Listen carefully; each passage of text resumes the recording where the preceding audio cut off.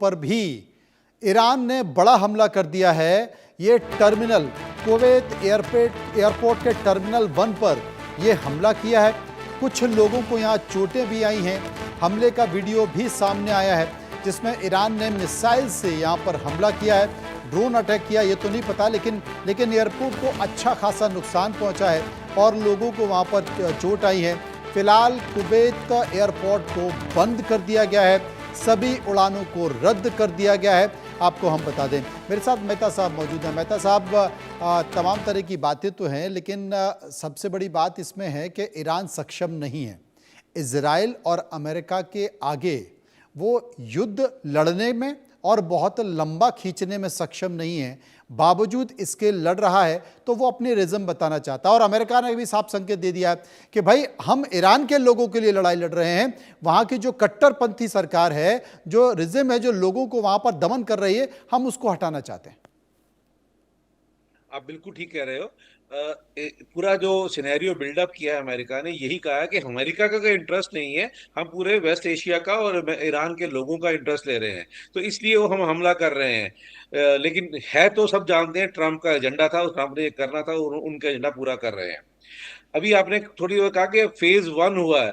अभी तक जितना युद्ध हुआ है उसमें अमेरिकन एयरफोर्स के जहाजों ने, फाइटर एयरक्राफ्ट ने पार्टिसिपेट नहीं किया।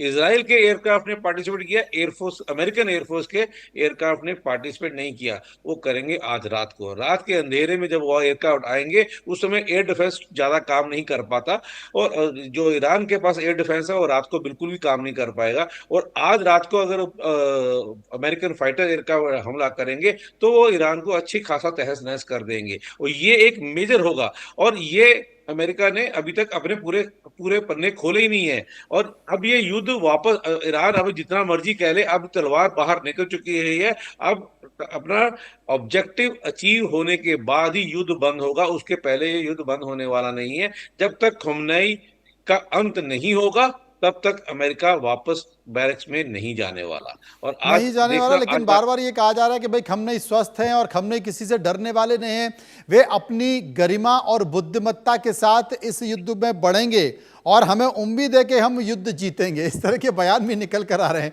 अब संजीव जी इस तरह के बयानों को लेकर क्या कहें, लेकिन एक बात तो दिखाई देती है, ये जो डोनाल्ड ट्रंप हैं ये क्या करवा कर रखेंगे, ये थोड़ा सा बताइए, क्योंकि अपने बिजनेस और अपने राष्ट्र के हित को देखते हुए ये आगे बढ़ रहे हैं। हमने देखा कि किस तरीके से वियतनाम के प्रमुख को उठा ले गए, उसके बाद बांग्लादेश में खेल खेला जा रहा है, पाकिस्तान का जो मिनरल्स है, रेयर अर्थ है, उस पर उनकी निगाहें बनी हुई हैं, अब ईरान के तेल पर भी उनकी निगाहें बनी हुई हैं। ये तो कहने की बातें हैं कि भाई साहब वहाँ की कट्टरपंथ की सरकार को हम चाहते हैं कि वो लोगों का दमन ना करें, लेकिन तेल के कारण भी ईरान का दमन हो रहा है। तो ये जो अमेरिका की दादागिरी है, वो दादागिरी देशों को कुचलना, मैक्सिको पर भी नजर चली गई थी, ये कब तक चलेगी और इसे पूरी दुनिया कब तक बर्दाश्त करेगी? कम से कम ये भी तो एक सोचने वाली बात है। देखिए मनोज जी, आपने अच्छा ये प्रश्न किया है, और मैं मानता हूं कि अमेरिका के वर्तमान राष्ट्रपति डोनाल्ड ट्रंप अनकन्वेंशनल हैं, अनप्रेडिक्टेबल हैं, बहुत ही सेल्फ सेंट्रिक उनका अप्रोच रहता है, और एक बिजनेस माइंडेड अप्रोच के साथ कार्य करते हैं। कॉस्ट बेनिफिट एनालिसिस, कितना फायदा कितना नुकसान, इस आधार पर वो अपने डिसीजंस लेने के लिए जाने जाते हैं। और जाहिर है कि वो राजनीति में आने से पहले कभी भी किसी राजनीतिक पद पे नहीं रहे थे और किसी तरीके का पॉलिटिकल इंटरेक्शन नहीं रखते थे। बिजनेस वर्ल्ड में ही उन्होंने अपना जीवन बिताया है, तो ऐसे में उनका जो अप्रोच है वो उस पर एक बिजनेस माइंडेड जो थिंकिंग होती है वो और जो अप्रोच होता है उसका असर साफ साफ दिखता है। और संजीव जी आपको एक जानकारी भी दे दूं इसके बारे में, बताती जाइए कि यूएनएससी ने बैठक बुला ली है। भारतीय समय अनुसार 2:30 बजे यह बैठक रखी गई है। लगता है कि कोई उम्मीद की किरण दिखाई दे रही है। देखिए, यूनाइटेड नेशन सिक्योरिटी काउंसिल एक राजनीति का सिर्फ अखाड़ा बन करके रह गया है, और ये जो तमाम बैठकें होती हैं और वहां पर जो वीटो पावर का जो एक वन अगेंस्ट अनदर जो खेल खेला जाता है, उससे ये जो ऑर्गेनाइजेशन है वो डिफंक्ट बन के रह गया है। वो ज्यादा उसका प्रभावी भूमिका नहीं रही है, बैठकों का और राजनीति का जो अखाड़ा बन करके रह गया है, और कुछ ज्यादा मैं इसकी लेकिन ये बैठक अवश्य होगी, एक औपचारिकता अवश्य की जाएगी। लेकिन अगर इस पूरी सिचुएशन को में डी एस्केलेशन करना है तो बॉल ईरानियन कोर्ट में है, और ईरान ने जाहिर है कि वो अगर वो गलतियों पर गलतियां करते जाएंगे तो फिर वो अपने इस्लामिक रिजीम पतन का जो कारण है वो और उसको गहरा वो स्वयं से करेगी, और वो जाहिर है कि अल्टीमेटली इसका जो पतन हो जाएगा, ये बात भी लेकिन मुझे लगता है कि थोड़ा सा जल्दी बैठक रख लेते। भारतीय समय अनुसार 2:30 बजे बैठक रखी है, ऐसा ना हो कि 2:30 बजे के पहले ही पूरा खेल खत्म हो जाए, सारे फाइटर जेट उड़कर ईरान को तबाह कर दें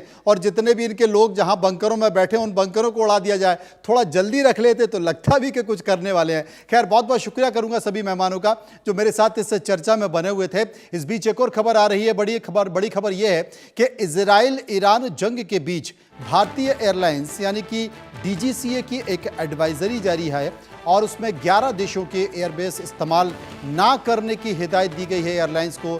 यानी कि 11 देशों की फ्लाइट जो भारतीय एयरपोर्ट से जाती है वो नहीं जाएगी क्योंकि उनके एयर स्पेस को खतरनाक माना है, एयरलाइंस को नुकसान पहुंच सकता है, इसलिए 11 देशों के एयरबेस के इस्तेमाल ना करने की हिदायत डीजीसीए ने दे दी।